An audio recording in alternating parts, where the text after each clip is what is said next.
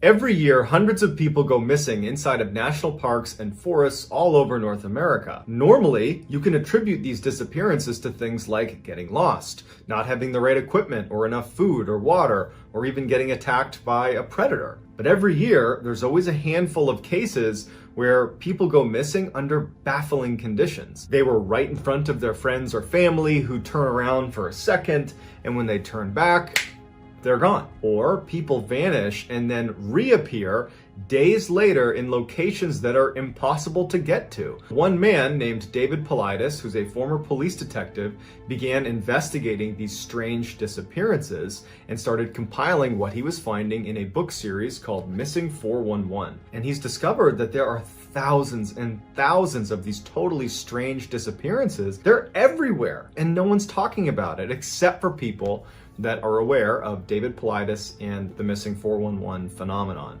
And so I plan to, at least once a week, highlight a handful of cases that really show off how bizarre this phenomenon really is. But before we get into today's Missing 411 stories, if you're a fan of the strange, dark, and mysterious delivered in story format, then you come to the right channel, because that's all I do, and I upload 3, 4, even 5 times every week. If that's of interest to you, I would ask you to politely pull out an M67 frag grenade, pull the pin, and Jen, 8 years old. He lived in Montana, and he was an avid hunter. During the hunting season, Aaron was known to spend almost every weekend or every other weekend hunting in one particular area known as the Crazy Mountains, or the Crazies for short. The Crazies are a mountain range in Montana that are actually disconnected from the Rocky Mountains. So they're very isolated, and they're beautiful, but they're incredibly rugged and very steep. Aaron knew this area like the back of his hand because he was there all the time hunting. In fact, he was there so often that he began placing caches of sleeping bags, food, water. He cached this all over the Crazies. And he knew how to get to his cache points without the use of a map. He just could look around and know where he was, and he could walk to his cache point. On September 3rd, 2014, Aaron, along with 2 of his close friends, decided to go on a hunting trip to the Crazies for a week. They planned on staying right next to this lake called Campfire Lake, but in order to get to it, they had to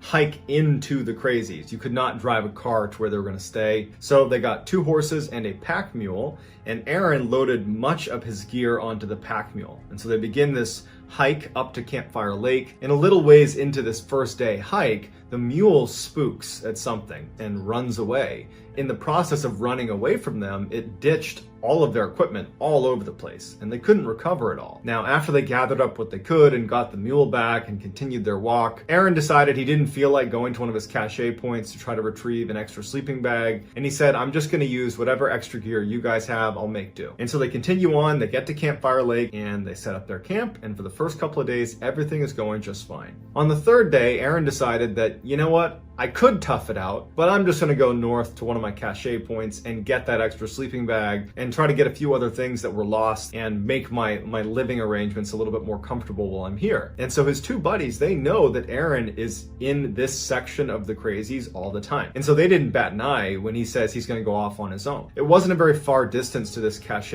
point. They said, okay, we'll see you later tonight. So Aaron takes off, and after a little while, one of his buddies, for whatever reason, uses his radio to reach out to Aaron. The walkie-talkies they were using had this LED screen that anytime you transmitted traffic on it, it would register your GPS location and transmit that to the person you're talking to. So when he hailed Aaron at about 10 in the morning after he had left to go up to his cache point, when Aaron radioed back, it showed up on their LED screen that instead of going north to this cache point, he had deviated and gone very far to the east. And he would say on the radio, Aaron would say back to them, hey guys, I got mixed up and I missed the turn to go up to the cache point. I'm trying to find the trail to get back to the cache point. But they expect him, based on what he said, that he was just going to turn and go to the cache point and come back to where they were at some point that night. But here's the first weird thing about this case. Aaron got turned around and basically missed the turn at this really obvious fork in the trail. If you go this way, you'll get to your cache. If you go this way, you'll end up where Aaron is, and it's the complete wrong way.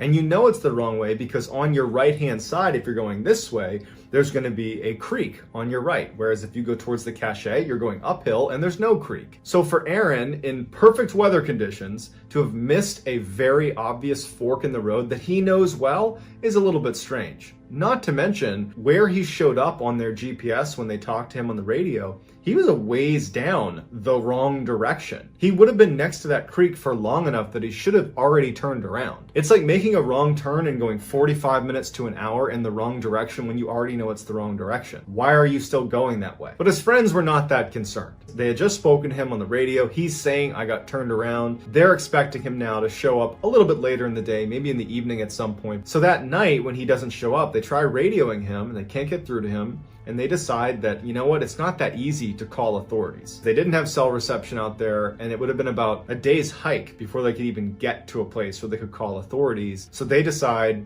let's just stay here tonight. He could show up at any point in the middle of the night, and tomorrow, if he's not here, we'll go looking for him. The next morning, his friends get up. This is on September 6th. There's no Aaron. So they head off in the direction of this cache, and they start looking for Aaron. And all day, they're calling for him. They're trying to radio him. Nothing, no sign of him. The following morning, on the 7th, they do leave the area. They give up on their hunting trip, and they head out of the Crazies to contact authorities.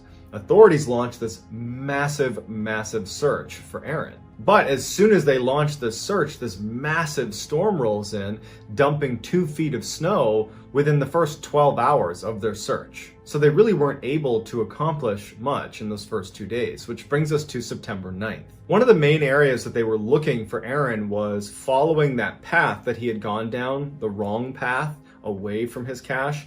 They followed that path down along that creek and were looking for anywhere along the creek that he might have been. And there was this cliff that overlooked the creek, and on this cliff, next to a tree, they found Aaron's boots, neatly placed side by side as if put there intentionally. Next to his boots was a very obvious fire pit where someone had started a fire.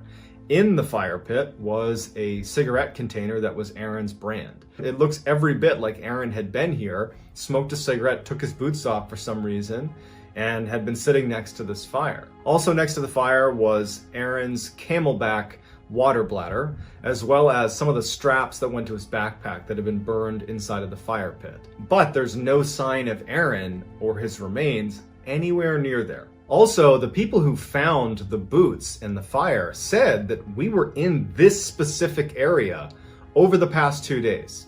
This wasn't here. At this point, investigators believed that Aaron must have been suffering from severe hypothermia, where in severe cases, people are known to actually strip their clothing. And so searchers created a new search area based on his boots, thinking he had to have been at this fire pit smoking a cigarette. He took his boots off because he's got hypothermia, and he wandered off, but he can't have gotten far. We're talking 2 feet of snow on the ground in rugged terrain, and he's barefoot. But despite searching extensively in their new search area, they couldn't find Aaron or any sign of him.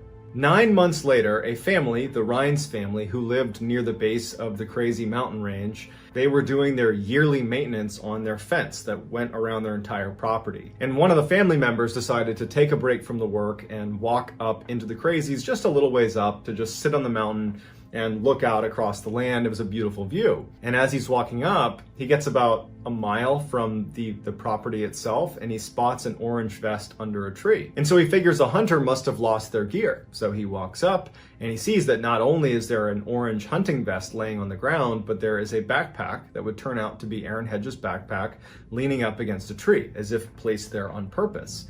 Inside of the pack was Aaron Hedges' wallet and license, along with a loaded gun and food and water. Next to the pack, there was this rock. And on the rock was a thermos that was open, along with an open energy drink, as if Aaron had set his pack down and then sat on this rock and was sipping an energy drink out of his thermos. If Aaron had been sitting on that rock, as it appears he was, you can clearly see the Rhines property a mile away from you. It's right in front of you. It would be impossible not to see. Additionally, this location was 6 miles away from where Aaron's boots were found. So all of Aaron's gear is brought to the authorities, who go out and they look for Aaron, and there's no sign of Aaron in the area. Another year would go by, and a couple of horseback riders would be riding past that same area where the backpack was found, and they see a human skull sitting underneath a tree. Sure enough, it winds up being Aaron Hedges' skull, and his skeletal remains were all there, except for his feet. His feet were never found, but the coroner could not determine a cause of death.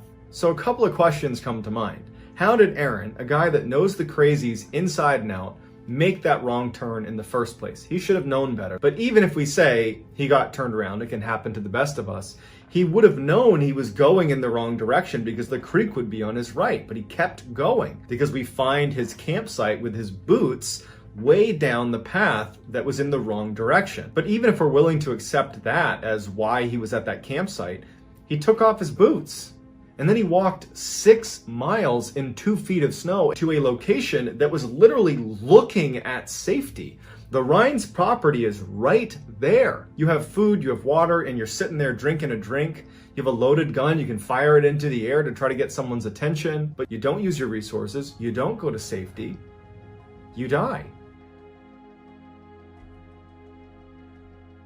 In 2018, Terrence Woods was a 27-year-old filmmaker / journalist who had, ever since graduating college, traveled the world, filming in locations that are very rugged and sometimes quite dangerous for these documentaries and TV shows that he was known to work on. In October of that year, Terrence was going to travel to Idaho with a production company called Raw TV. They were doing a TV series around an abandoned gold mine called the Penman Mine. Penman Mine was located in an area that is quite rugged in the middle of the backcountry. Terrence had previously worked on 2 different backcountry shoots. One was done in Turkey and the other was done in Alaska. So he wasn't an expert by any means, but he was accustomed to being out in the wilderness to do some of these shoots. Prior to leaving for the trip, he had texted a number of his friends and just said he wasn't really that excited about going on the trip. His friends would later say to investigators that his language was not alarming. He was just kind of complaining about not wanting to go on a particular work trip, so it didn't stand out to them at all. Terrence arrives in Idaho in early October. He texts his father to let him know that he's landed, he's made it to the hotel. Everything seems to be going normally. He was supposed to be there until mid-November, and that's what everybody in his circle was expecting. So on October 5th, when Terrence sent a text to his father that just said, "I'm going to be coming home on October 10th," and there was no explanation, his father wondered why. And so he wrote a response and said, "Why are you cutting your trip short?" But he never got a response because Terrence had actually already left for the day on October 5th to go do a shoot at this mine, and he'd be out of cell phone reception. On October 5th, the crew that was around Terrence all day reported that he was acting very strangely. He was very quiet, withdrawn, wasn't really talking to anybody. And at the end of the day, when they were wrapping up shooting, one of the producers was sitting in a vehicle waiting for everyone to kind of finish up, packing up, and Terrence said he wanted to go relieve himself. And he walked over to the edge of this cliff, and for whatever reason, this producer, he didn't know why, but he just thought he needed to look to see if Terrence was okay. And he turns to look where Terrence was standing at the edge of this cliff, and Terrence isn't there anymore. And he sees Terrence's radio is now sitting on the ground, standing there. And there was just something about the scene that he saw that he instinctively knew something's wrong, and he actually ran up the cliff in case Terrence had fallen off of it. But when he got to the edge of the cliff and looked over, he was shocked to see that Terrence was down there, about 15 feet down, but wasn't laying on the ground like he had fallen. He was sprinting down the hill, not saying a word, not looking up, running at full speed down the hill into the forest. The producer didn't know what to do. He kind of yelled to some other people and said, "Hey, what's Terrence doing?" No one knew. And so the producer and somebody else also began chasing after Terrence. But after a little while, they couldn't catch up to him, and they were worried that by chasing after him, they might scare him. And so instead, they immediately go and they call authorities, and this huge search is launched for Terrence. So for a week, you have all these people looking for Terrence. You have people on foot, you have dog teams, you have a helicopter with infrared technology. You have all these people combing this area, and there's no sign of Terrence. One of the search and rescue officers commented that it would have been so hard to get away from this search because the ground inside of that forest was so covered with fallen trees that there were times where you were just walking on fallen trees. You weren't even touching the ground. And so the idea that Terrence could run in there and effectively evade this massive search that had kind of encircled the area, it just didn't make any sense, but there was just no trace of him. And to this day, we have no idea where he went. There's never been a sign of what happened to Terrence. He just started running away for reasons we don't understand and disappeared. On the same day that Terrence Woods goes missing, 56 miles away in the same mountain range, a 76-year-old woman named Connie Johnson also goes missing under very strange circumstances. Connie was an outdoors woman through and through. She had previously worked as a wilderness ranger for the U.S. Forest Service, and she was known to take young people out on trips along the backcountry and teach them how to survive. Her friends said that she had tremendous survival skills and spent much of her time alone in the woods. Connie was working as a camp cook for Ritchie Outfitters. It was a company that organized hunting trips in the Idaho and Montana backcountry. The camp that she was actually working at was not accessible by vehicle. You had to get there on foot or on horseback. On October 2nd, all of the hunters at the Ritchie Outfitters camp that she was working in left for a 3-day hunting trip. They said bye to her and bye to her dog Ace, and they were gone. She was the only person at the camp. The following day, they got a very strange radio transmission from Connie. They couldn't understand what she was saying. They couldn't tell if she was mumbling or if there was something wrong, or maybe it could have been the radio. But when no one could understand what she was saying, they ultimately said, okay, I'm sure she's fine. And so a couple days go by, and on October 5th, the hunting party returns to the cabin, and Connie's gone, as well as her dog Ace. They're both gone. All they could find was Connie's jacket was laying over her gun that was sitting on a picnic table. That was it. A very intense search was launched that included the National Guard, the Air Force, helicopters, dog teams, ground searchers. They couldn't find her or her dog. And so on October 16th, they called off the search. 3 weeks later, Ace, her dog, would show up 15 miles away from where they had gone missing. The dog was emaciated, but was okay. They fed the dog, and then they tried to get the dog to help them find Connie, but to no avail. To this day, we have no idea where Connie went or why she left the camp to begin with. In February of 2008, the Pilkenton family, which was David and Camilla, along with their 2 sons, Timothy and William, who was 7 years old, were on vacation on the west coast of Vancouver Island. They were staying in this tiny little town called Tofino, which was at the end of one of the peninsulas on the island. There was maybe 20 streets in the town. There was only a handful of places that you could stay. Everybody knew everybody on the island. I mean, it was really a tiny place. One morning, David wakes up early and decides he wants to take both of his sons down to one of Tofino's beaches. And so he gets Timothy and William, they walk over and they go down this flight of steps that leads down onto the beach itself. And when they get to the bottom of the steps, William says he wants to stay at the foot of the stairs. Timothy wants to go actually walk around the beach with David. And so David couldn't convince William to come with him and with Timothy. And so he says, okay, William, you stay right here. I'm gonna go with Timothy for a couple of minutes and walk around the beach. So David and Timothy walked only about 10 or 15 meters away from William, who was just standing at the foot of the stairs, just watching his dad and his brother. And at some point, David would say that he turned his back on his son. He said it was maybe for a minute. And he was looking at Timothy and they were doing whatever they were doing. And then when he turned around, William wasn't there anymore. And so David instinctively runs over because there's nobody else down there. There's nowhere really for him to have gone. But he runs over, he's looking on the sides of the stairs. He can't find his son. You know, he's looking where he could have gone, and it only made sense for him to probably go up the stairs.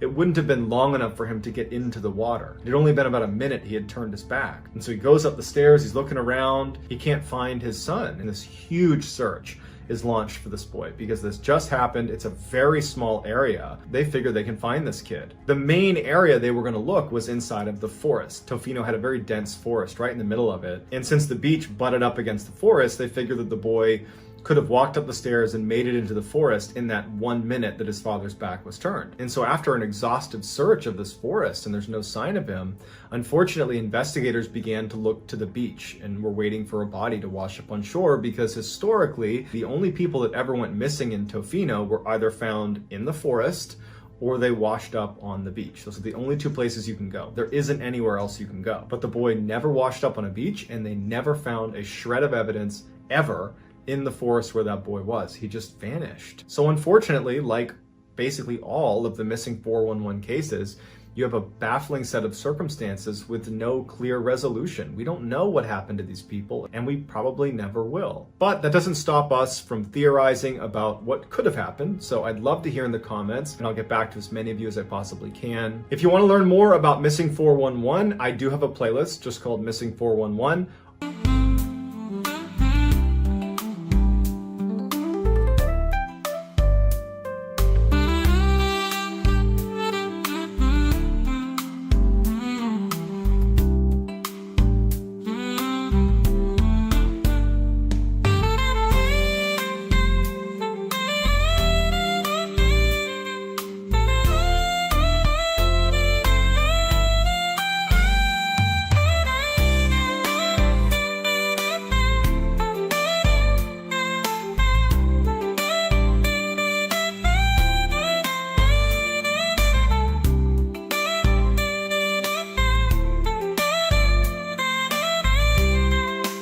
2005, Todd Geib was 22 years old. He lived in Michigan. He was an avid outdoorsman. He liked to go deer hunting. He loved to catch trophy fish, and he loved his family. And routinely, after he moved out of the house, he would drive on the weekends the 5 miles north to his parents' house and would spend lots of time with his parents and his extended family. On June 11th, 2005, Todd was visiting his parents at their house. He was there for dinner, and after dinner, he went back to his house. He checked in with his roommate, who was actually his cousin, and then following that, he drove to a local bar to get a few drinks. At about 9:30 that night, he decides to leave the bar and walk to this big orchard where there was this huge annual keg party that he and his friends would go to. He leaves his car at the bar, and he walks to this orchard, and it's perfect weather. All of his friends are there. He's having this great time, and he's there all the way until midnight. It was getting late. Todd felt tired, so he told a couple of his friends that he was going to head home. He was going to leave his car at the bar, and he was just going to walk back to his house. The area that this orchard was in was right near his home, and so he knew this area extremely well, and it was only about a mile south to walk to his house. So all of his friends said bye to him. They said he seemed totally normal. They watched him walk south towards his house, and that was the last anybody saw of him. On his walk home, Todd would make 4 phone calls to friends and to family. And the last one he made was at about 12:45 in the morning, and it was to his friends, and he told them that he was in a field and he couldn't breathe. And they kept asking him, like, what are you talking about? And all they heard was very heavy breathing on the phone. They couldn't tell if it was his or if someone else had taken the phone and was now breathing into it. But then the phone cuts out, and they try calling him back, and there was no answer. They couldn't get in touch with him. The next day, when Todd did not show up at a family get-together, something he never would have missed unless he told them ahead of time, his family knew something was wrong. Plus, they had those strange phone calls the night before. They checked in with his friends. They said, yeah, we haven't heard from him. They went over to his house. He wasn't there. And so that's when they called the police. A massive search is kicked off involving canines and helicopters, and they're not finding anything. 3 weeks after Todd had gone missing, a couple was walking around this lake that was located north of the orchard where Todd was at that big keg party. And the wife looked out into the water, and she said she thought she saw something bobbing. She couldn't tell what it was, but it was just this weird object that stood out to her. And she and her partner walked down to the edge of the lake, and they looked out. And at first she thought it was a person who was swimming, just kind of bobbing up and down, because their body position was such that their shoulders and head were totally out of the water. And so it was a strange sight, and they knew that it didn't seem right. So they called the police. Police show up, and it turns out that this person was Todd Geib, and they were deceased. When searchers found out that it was Todd Geib in the lake, their reaction was, no way. We have witnesses saying he was walking south after he left the keg party. Why is he in a lake way to the north of the keg party? It's in the complete opposite direction. Also, investigators were baffled at his body position, because if he was a drowning victim, you would expect him to be face down in the water, as most drowning victims are. But for him to be upright, shoulders out of the water, it doesn't make any sense unless there's ice in the water to kind of prop him up.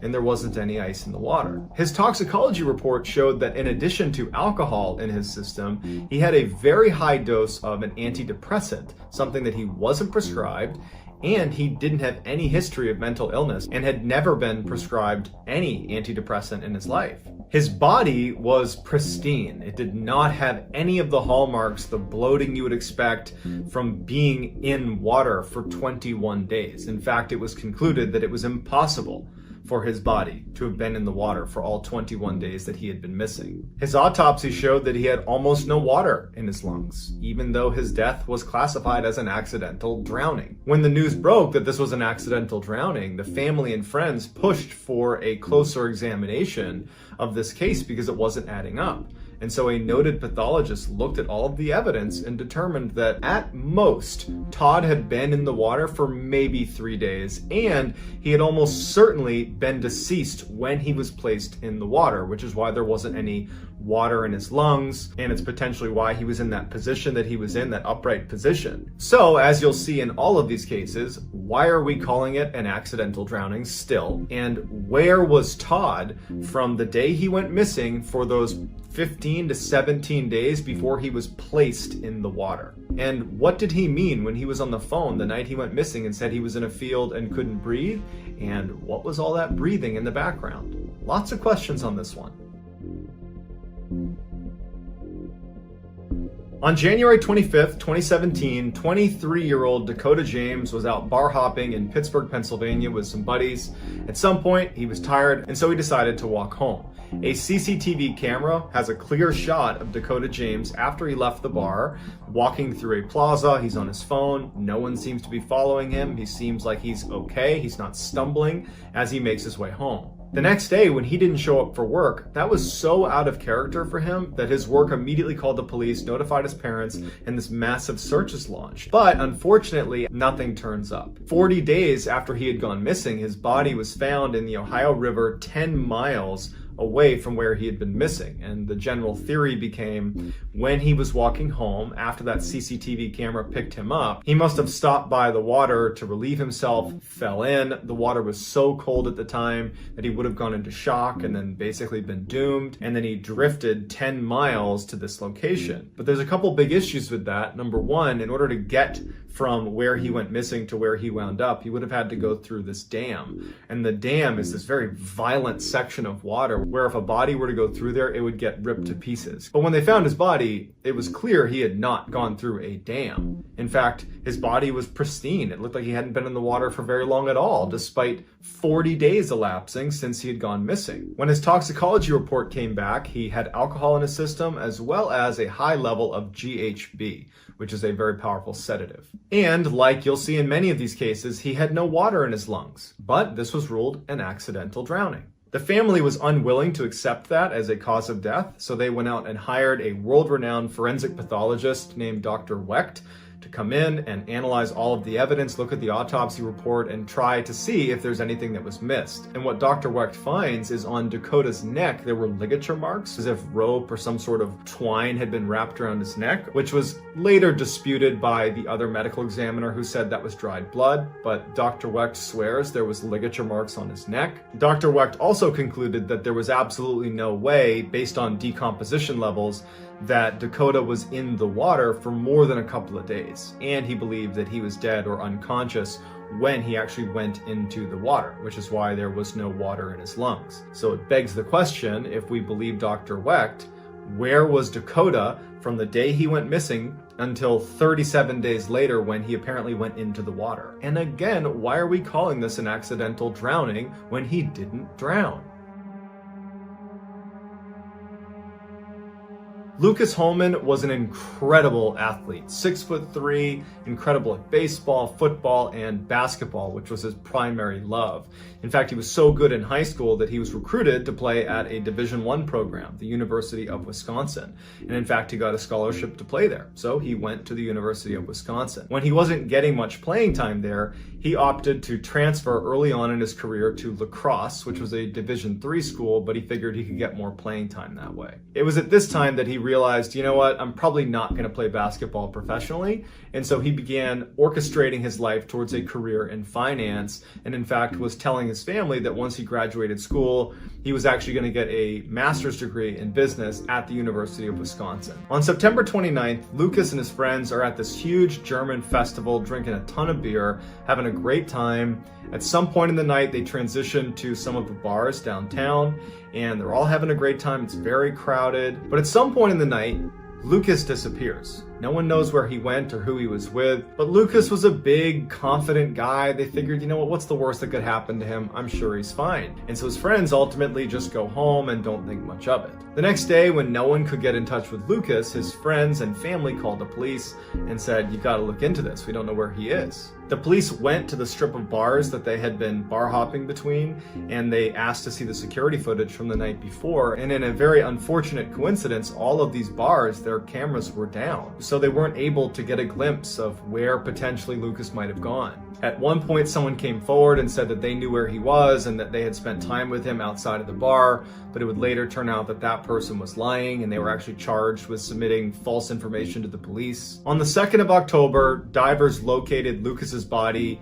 He was in 10 feet of water, about 20 feet from the edge. When they pulled him out, he didn't have any significant scratches or marks on his body to indicate some sort of altercation. It just looked like he had fallen in the water and drowned, and so his death was quickly ruled an accidental drowning. The initial medical report said that Lucas had fallen in the water and had been there for about 24 hours before he was found. But upon closer examination, it was determined that he had only been in there for maybe 8 to 12 hours. So he's only been in the water for a few hours, meaning there had been at least a few days where he was not in the water and was alive. In the toxicology report, it showed that he had a high level of alcohol in his system, as well as, like Dakota James, a high level of this sedative called GHB. Also, it was noted that his belt buckle had been tightened way tighter than he normally wore it, and some people speculated that it looked as if someone else had tried to dress him, maybe after he was deceased or when he was unconscious. And then perhaps the strangest part of the case is the day after Lucas had gone missing, his roommate, who had been in the room the whole time that Lucas and his friends had been out at Oktoberfest and going to the bars, he'd been home the whole time, he goes to bed